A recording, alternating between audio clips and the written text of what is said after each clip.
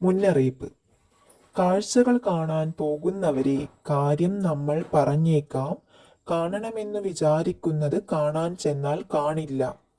കടലുകൾ കാണാൻ പോയിട്ടീ ഞാൻ കണ്ടതു നീളെ തിരമാല.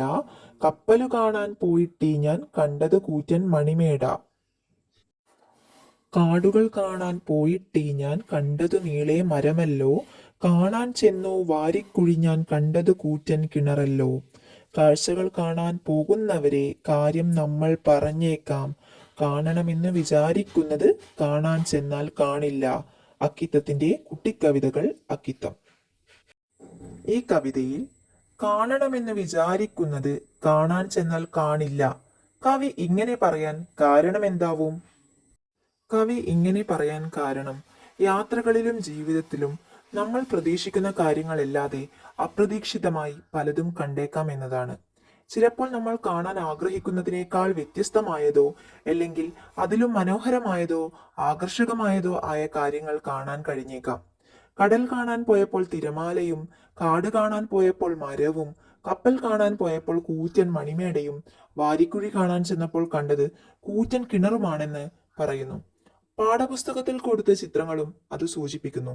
യാത്രയുടെ അപ്രതീക്ഷിത സ്വഭാവത്തെയും ഓരോ സ്ഥലത്തിനും അതിൻ്റെതായ പ്രത്യേകതകൾ ഉണ്ടെന്നും സൂചിപ്പിക്കുന്നു. നമ്മുടെ കാഴ്ചപ്പാടുകൾക്കപ്പുറം പ്രകൃതിയുടെ വൈവിധ്യവും അത്ഭുതങ്ങളും അടങ്ങിയിരിക്കുന്നു എന്ന് കവി ഓർമ്മിപ്പിക്കുന്നു. കാഴ്ചകൾ കാണാൻ പോകുന്നവർക്ക് കവി നൽകുന്ന മുന്നറിയിപ്പുകൾ എന്തൊക്കെയാണ്? കാഴ്ചകൾ കാണാൻ പോകുന്നവർക്ക് കവി നൽകുന്ന മുന്നറിയിപ്പുകൾ താഴെ പറയുന്നവയാണ്. 1. പ്രതീക്ഷിക്കാത്തവ നേടാൻ തയ്യാറാവുക. 2. പുതിയതിനെ ഉൾക്കൊള്ളുക. 3. യാത്രയുടെ അപ്രതീക്ഷിത സൗന്ദര്യം കണ്ടെത്തുക. ഇനി അവ ഓരോന്നായി നോക്കാം. പ്രതീക്ഷിക്കാത്തവ നേടാൻ തയ്യാറാവുക. നമ്മൾ കാണാൻ ആഗ്രഹിക്കുന്നതോ മനസ്സിൽ കണ്ടിട്ടുള്ളതോ ആയ കാര്യങ്ങൾ മാത്രമായിരിക്കില്ല യാത്രയിൽ കാണാൻ കഴിയുന്നത്. അപ്രതീക്ഷിതമായ കാഴ്ചകളും അനുഭവങ്ങളും ഉണ്ടാകാൻ സാധ്യതയുണ്ട്. പുതിയതിനെ ഉൾക്കൊള്ളുക.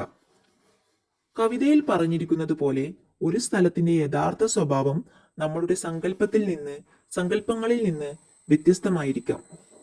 ഈ വ്യത്യസ്തതകളെ അംഗീകരിക്കാനും ഉൾക്കൊള്ളാനും കഴിയണം. 3.